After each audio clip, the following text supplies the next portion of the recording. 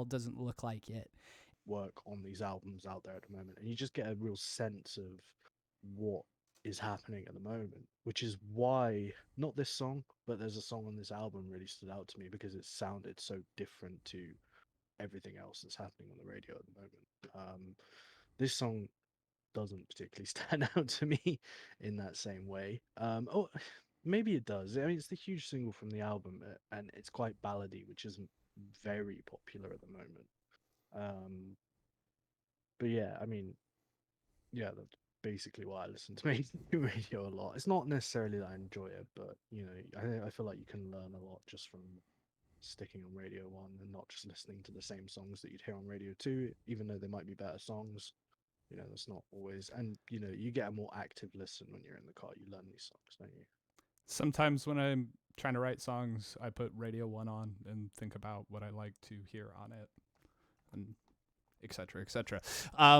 Brad, how about you? Is sticking on Radio 1, or what are some of the other ones? I'm not very good on, outside of the BBC radio stations. Heart, Radio X. Radio 2. I said outside of the BBC.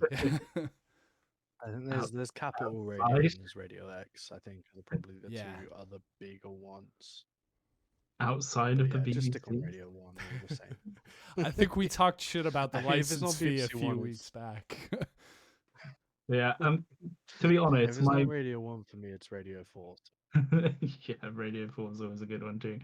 To be honest, my main reason for listening to Radio 1 in the car is that my car is slightly too old and too shit to have Bluetooth.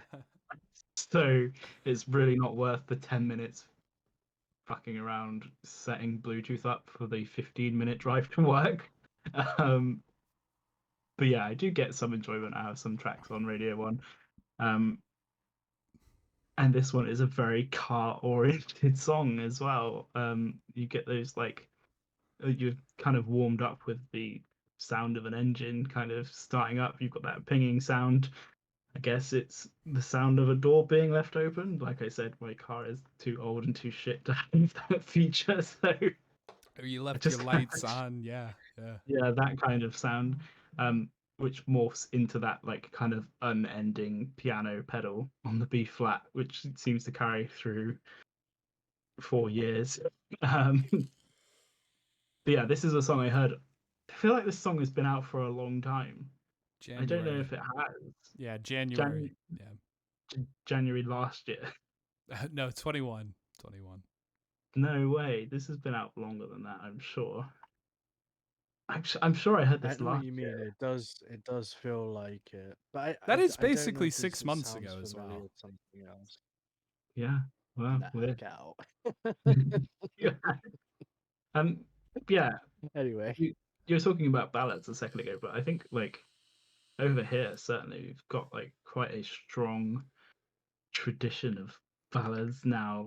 If you think about some of the big artists, we've got like Lewis Capaldi is the big one. Before that we had Adele. We've been going pretty hard on the ballads over here for a while. But this is a nice example of one, I think. There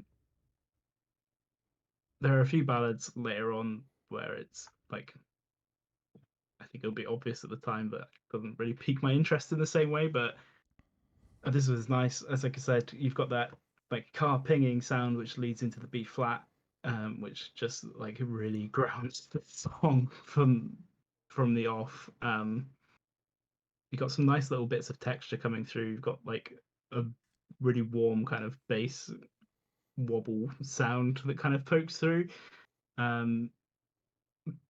But yeah, it's kind of typical ballad fare, chord progression wise. It goes between an E flat major 7 and a B flat major. I think the standout part for this song for me is again that hooky part. I think the part that really piqued my interest when I first heard this, and I can't believe it's only been out since January, but was that guess you didn't mean what you wrote in that song about me part. And you've got that really interesting shift in harmonic rhythm there, where the chords kind of change much faster than they have been in the rest of the song, and it's just a really nice chord progression, some really nice voice leading in there. Just works beautifully with that line. Even like the strings on top, it's really nice counterpoint going on there between like the vocal melody and the chord progression. And then you've got that like nice big swell with the synths before it just kind of drops back to that like really stripped back thing. I think like it's really, really, really well done. I guess this is the chorus we're talking about here. It's quite interesting throughout this album. There's a lot of points where I've gone, is this the chorus? Like, it doesn't feel like you get like that big kind of climactic chorus, but you get these bits that are still really hooky and still really stick with you without necessarily being what you would traditionally describe as a chorus. There's no like necessarily anthemic parts, but some really strong hooks nonetheless.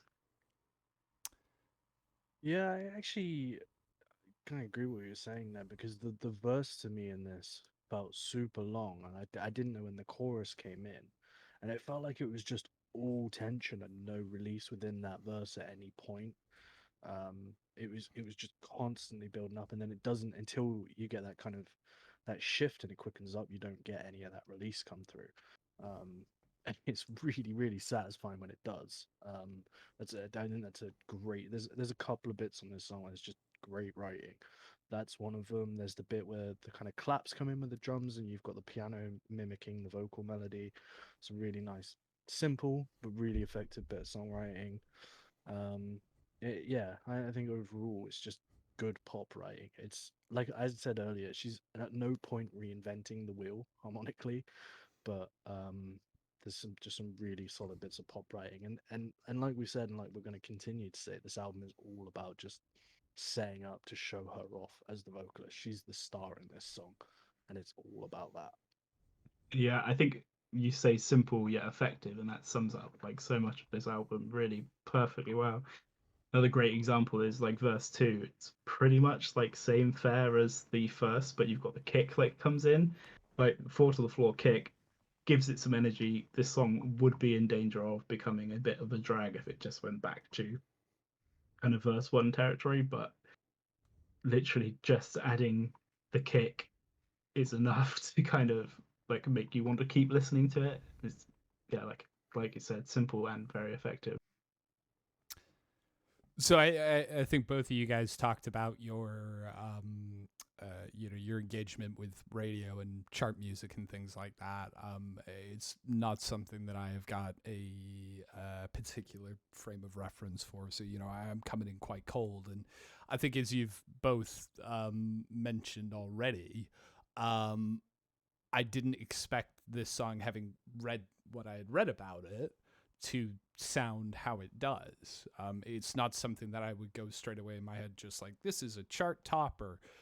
I don't think I would be able to name you 3 artists who are charting right now anyway, for what it's worth, but it didn't sound like that. I'm really pleasantly surprised this track is done this well. I really love the lyrics here.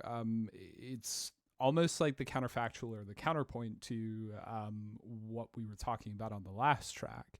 And I think it shows the complexity of the writing, but they are just so eminently relatable for just about anybody. You're tying in a huge developmental moment, getting your driver's license at 16, 17, with the all-encompassing feelings of teenage love that you experience around that same time. And effortlessly describing how quickly all of your motivations and your entire worldview can fall apart just as quickly as a high school romance. She does it so well here. Just looking through, I know we aren't perfect, but I've never felt this way for no one. I just can't imagine how you could be so okay now that I'm gone. Like, part of you very much wants to shake her and say, like, you'll grow out of this. This is an experience that everybody goes through. Like, it's all going to be okay. But she wants to wallow, and it results in something that I think is just so wonderfully frozen in time and really very well done. I come away maybe thinking, like, is it catchy? But I don't think this song needs to be that catchy.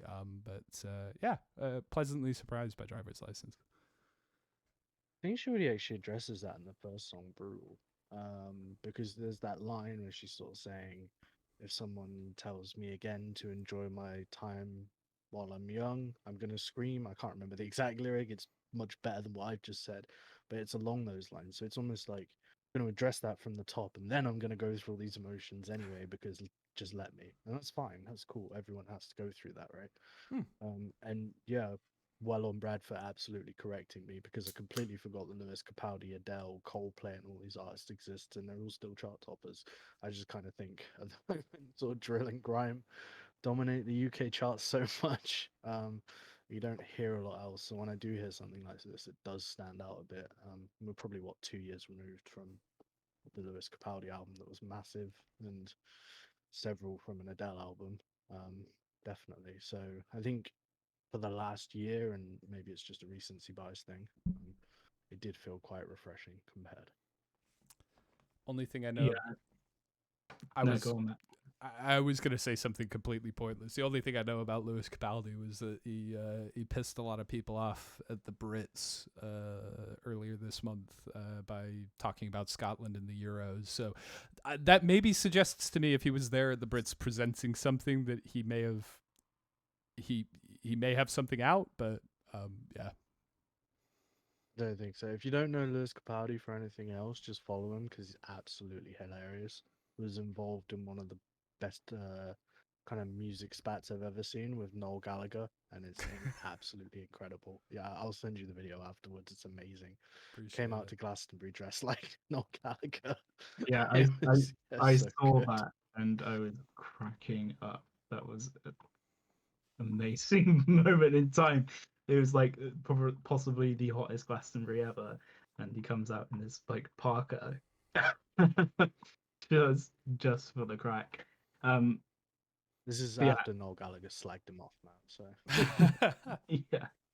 But like you say, Matt, it has like a kind of universal appeal. I'd probably even hazard a guess that it's probably even more universal in the States, where a car is kind of more tied into your identity and that kind of time in your life. Like over here, I think it's fairly normal to not get a car straight away at that kind of age, especially if you live in London, for example. Like, why would you bother? But in the States, where you know a car is kind of more of a necessity, I guess that probably broadens the appeal there as well. This is a very, very good point, and something that I think probably slipped my mind, because I was lucky enough to get one myself just when I gotten to the age when I could grab my driver's license. But I mean, you're absolutely right. It is a rite of passage in the U.S. just simply because you haven't got the same level of transport infrastructure, and everything is usually so far away from everything else. I was going to bring it up actually about one of the lyrics in Brutal, where she mentions, like, I can't even parallel park. And I think a lot of people in the UK can't parallel park, but like in America, literally nobody can parallel park because, unless you live in New York or Chicago or something like that, you don't have to, because there's so much space out there. You're just driving into a bay all the time. So, yeah, a few things that, who yeah. had? Sorry, carry on, man. No, think you finished. I was just gonna say, another example. I think of there's a few things that she's writing throughout this that you maybe pick up in a different way if you've grown up in the U.S. versus the UK. Who had Olivia Rodrigo's album makes us talk about transport infrastructure on their 2021 bingo card? I didn't.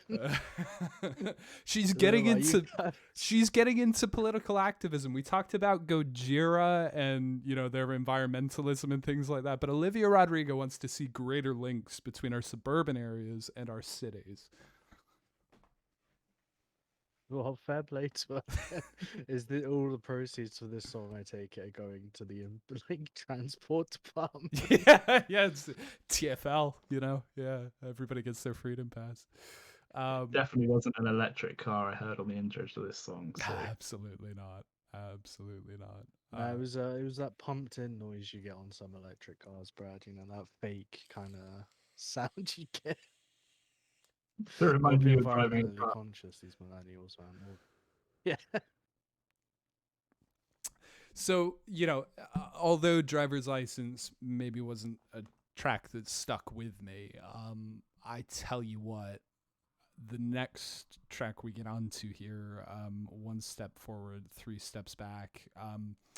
I'm gonna lay my cards on the table right off the bat and say that this is by ways my favorite on the album, and possibly even one of my favorite tracks that we've covered on these streams.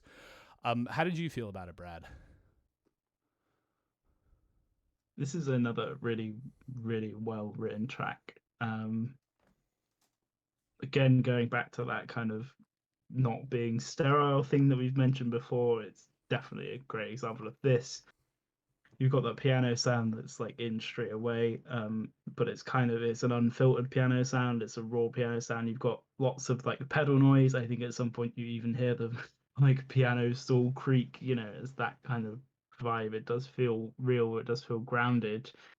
Um, the most interesting part for me about this song is that kind of ebb and flow and that duality. I mentioned it before, um, but you've got there's some obviously really deep lyrical content going on, but it's kind of backed perfectly by what's going on musically, which is that kind of it goes between what I would describe as like a loose kind of 6/8 feel, where you've got like da da da da da da, and then in the chorus or the like one step forward, two step back bit, it goes to like a kind of straight 4 feel.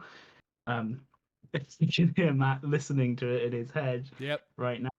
And it's just done so well. It's such a perfect blend, and it so fits the lyrical content. This is a really, really well written song. And on top of that, it's like a great vocal melody as well. Um, it's just so much like back and forth between those two parts, and I think Matt could probably explain better what's going on lyrically, but the way that gels with what's happening musically is just really, really interesting and really, really nice. I haven't really got much more to add than that, Brad, to be completely honest with you. Pretty much covered off everything I thought about this track as well. The one other thing I'd written down is it's from a production standpoint, I love how close her voice is. It almost sounds like the microphone's in her mouth. It's kind of got that ASMR feel to it. It's super super intimate, and I think that goes along with the piano creak that you hear and stool Yeah, creak, sorry, and the pedal and all that kind of stuff. And those C's and K's that I'm talking about earlier, they're really prominent here, but they're never unpleasant. And you kind of think, oh no, I'm going to hear a lot of popping and hissing like we did on the Dinosaur Jr. record. That never comes across as immaculately done. I've never heard pops done that well on a vocal take before. It's so smooth. It almost feels like it's not possible to get them that smooth and that sounding good. Just really good. It's just her and a piano, and it's a really well crafted pop song. I remember listening to this, and I remember the first time I listened to this, I thought I am going to write about that exactly what you've just spoken to, and it like just completely passed me at the time. But it's a really, really good use of what's called the proximity effect, and that is the sound of someone being really close to you. So the further away you get away from a sound source or from a person talking, like air the air that we kind of breathe and the air that is between us is a really good natural compressor. um, so the further away you get away from a sound source, you kind of lose the bottom end of whatever the sound is and the really like top end, like the really high stuff. And it's a really nice effect to hear that super close vocal. It sounds like the microphone is probably this far away from her face, and it really does like kind of bring her into like to being right in front of you, because you can hear all of the low end in her voice, all of the top end in her voice as well. Um, it's just a really classic example of using the proximity effect to kind of suit the mood of the song. Yeah, it's also I think it's a quite difficult miking thing to achieve to get it that smooth. I don't know if you've tried it with more success, but every time I find it really hard to get those pops and clicks that controlled because they're really prominent on the track. They're almost like a feature of the track and of the vocal. and the melody and everything like that, you hear the all the time, and the C's that pop out, but they're really they don't even sound compressed. They just sound smooth, and I can't really explain. I don't have the technical knowledge to explain how that's happening, but yeah, I thought it was really impressive. Imagine it takes a lot of good technique and a lot of good kind of mic control and a producer and a vocalist working very closely to get it to work in the way that it does here. So, are either of you familiar with Taylor Swift's 2017 track New Year's Day? You know I am. Yeah. So tell me a little bit about it in relation to this song, because everything that I have read has said that this one step forward, three steps back takes the piano line from that song and kind of interpolates it throughout this track. Taylor Swift and Jack Antonoff do get writing credits for this song, and I wonder sometimes maybe whether that's why I enjoy it so much, because I'm starting to develop Stockholm syndrome for Jack Antonoff, considering how much we're talking about music he's produced. But I just wanted to hit that off the bat here when it comes to that piano line, which like is one of the great things I think that is pulling me to and through this song. Brad, you described it so much better than I did, but that tone is just gorgeous. I'd have to listen to them back to back, to be honest with you, to really tell you, because it's difficult for me to now. I didn't read that they got writing credits, but it's difficult for me to now picture them both side by side. I don't know. I mean, it's so difficult at the moment, and you basically have to give people writing credits for oh, they used an A minor in their song, so now I've got to give them writing credits because I've also used an A minor. I mean, you're talking about the Weezer album a few weeks ago, where they literally said that they just put someone on the writing credits just to, that there's no influence from them, but it was just to, you know. I will say, I think it's not just it could be either way. So sorry. Yeah, I would say I don't think it's just a writing credits thing. In this instance, I think a lot of the writing around this track does mention that, but it doesn't really matter at the end of the day, because the product that we have got sitting in front of us right now is just so fantastic. You've both spoken about the things that I love, and for me, it's all about that flow, that rhythm that you were talking about, Brad, just taking you forward, taking you back, the way that the lyrics are syncing up over that just perfectly. It's almost like, me thinking, it's like 1, 2, 3, 1, 2, 3. You're almost waltzing through this song, and like her emotive delivery puts away any chance of being able to describe the lyrics as hammy. I think it was the line, will you walk me to the door or send me home crying? Just such a perfect example. The notes she's hitting, they're captivating, absolutely captivating. I think on the majority of this album, I could leave a lot of the tracks where she is softer in a delivery, but it's that intimacy that you were talking about, Cam, that I think really draws me to this song. We could go back to the Lana Del Rey discussion that we had back in week 2. We could go back to last week when we were talking about St. Vincent. I said on both of those streams, the tracks that I enjoyed the most were the ones when I was sitting there in the room on the piano next to them, right there by the microphone. And it's just perfect. It comes together, and really helps deliver the emotional weight of her vulnerabilities, which are laid out so plain here. You could distill this song down into a pill. I think you would cure anxiety worldwide. It is so calming. It's glorious. It's a track that I'm going to keep coming back to. And, I don't think you can underestimate either that it doesn't really outstay its welcome. There is probably a temptation if you've got a sound like this, to just keep writing to that structure and just keep it going and keep it going. But it's a relatively short song, and it probably then ends up kicking off what is one of the stronger stretches on the album for me. But love it, love it. I did just very quickly skim through the Taylor Swift song, and the piano line is similar, but it does kind of. I feel like writing credit is probably possibly slightly like over the top. It is kind of a sad picture of the music industry, I think, at the minute, that you just have to do these things out of fear of someone suing you. But she also did say that she was kind of massively inspired by Taylor Swift, so Yeah. I guess maybe that is just her way of being like, paying fair homage to it. But that song doesn't include that like really interesting rhythmic variation, which I spoke about before, and kind of where it's going with the lyrics as well, where she never knows what she's going to get, like from this person that she's singing about, the kind of duality in the personality there, and the two different time signatures crossing over. Yeah, I think that's. I think the interesting so parts to this interesting. song. Yeah, I was just Sorry, gonna say. I Ben, think go ahead. I was just gonna say. I think the interesting parts for this song are the parts that are not related to the New Year's Day. So, yeah. For me, it's weird because obviously, big Taylor Swift fan. I've been saying I love Taylor Swift well before Folklore came out and all the other indie people got into it as well.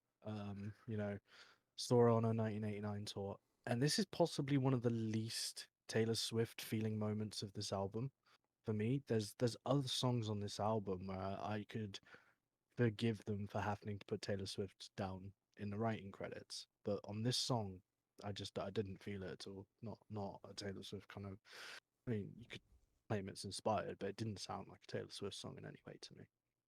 The piano line is very similar, and I guess it is kind of a cover your bases kind of thing, and kind of get out ahead of it and ask for the writing credit before you get I think penalized for it. considering how much it's been mentioned in the coverage, I'm probably erring on the side of what you said there, Brad, about this being more of an homage, and paying tribute to Tay Sway. But yeah, I think I am pleased to hear that. I didn't listen to that song before coming to this stream because I wanted to talk it through a little bit, but I'm pleased that my new favorite song, I don't have to go off. It's not a cover or something like that. And I don't have to go off and find out that actually it was New Year's Day all along. I could have been having these experiences since 2017. Definitely go back and listen to some more Taylor Yeah, Swift. no doubt. No doubt. I mean, it is phenomenal. But No doubt. And, Folklore, I think we mentioned before, that was a fantastic experience for me to go through and set me up, I think, right for some of the albums we've been discussing to date and today as well. I could talk about this for hours, but I think for the sake of everybody, we should move on to Deja Vu.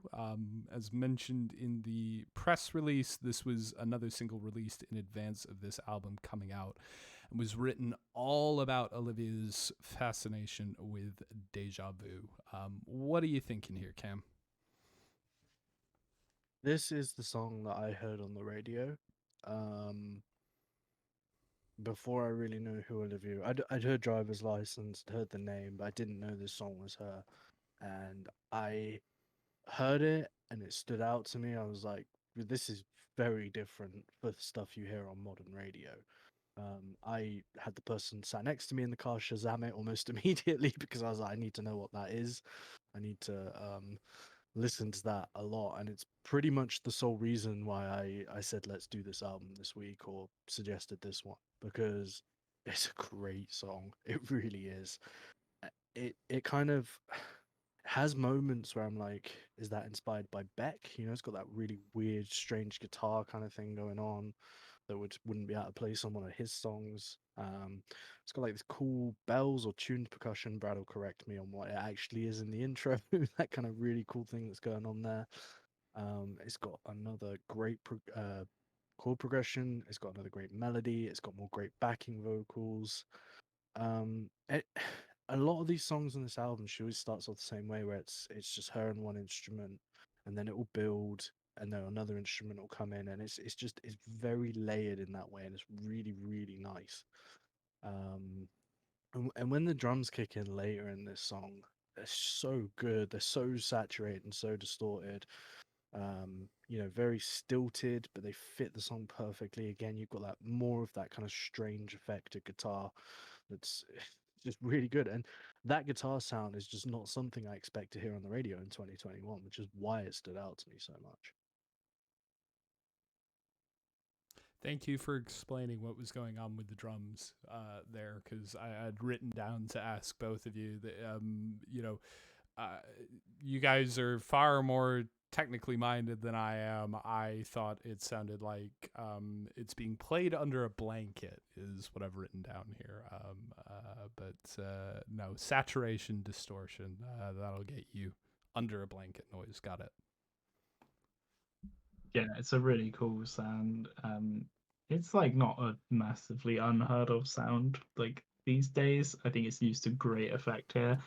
And you were talking about it being stilted as well, Cam. I think it's because there's like when it comes in, there's no hi-hats, so there's no kind of like you've not got something on every beat. You've not got like a consistent like high end kind of like metronomic kind of sound there. And I thought that was really nice. Just the way it kind of leaves space. You've got those big like hits, those big fills. You've got like the one and the three, like the kind of important parts covered, but it then leaves space for kind of everything else in the arrangement as well. The hats do come in later as it kind of builds, and again, it's like a really nice effect. That like synthy kind of guitar-y, like slightly distorted swirling part. It's got some really nice panning on it. Kind of makes it feel like it's kind of floating around in your head. The chimey thing, I would be probably inclined to say is some kind of synth, but it's a really nice part done, and the way that it's echoed then later on the guitar as well. It's kind of played again on the guitar, but with that, obviously, it's a totally different sound. It's really nice, really nice, really nicely written, really nicely arranged. Again, um, the atmospheric bits kind of work really well here. Yeah, it's another nice one. I can see I why think it as, would have as piqued your interest.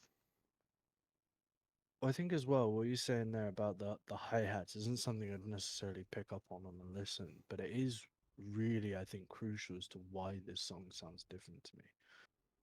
I'm not a huge fan of overbearing hats, and you hear a lot of overbearing, as Rick Beato calls them, the second Rick Beato mentioned on the stream, those cicada hi-hats where it's like it just constant in your head, and I'm really not a fan of that.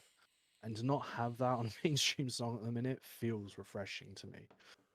Feels, I think, a big part of why they're standing out, as well as all the cool effects that were happening. Great vocal writing, great, huge second chorus as well, and just really well built song on top of all these really cool things that you just don't hear as often anymore. Certainly not done in this way. This felt like an alt rock song from the 90s. It really did. Could have been, if you put Billy Corgan on vocals, it could have been a Smashing Pumpkins song, Drink. So it's I just think it's very different for the time. I swear every week now I'm getting really confused and thinking like, what's the Smashing Pumpkins song called Drink? And then I remember what you're referencing, so yeah, it's fine.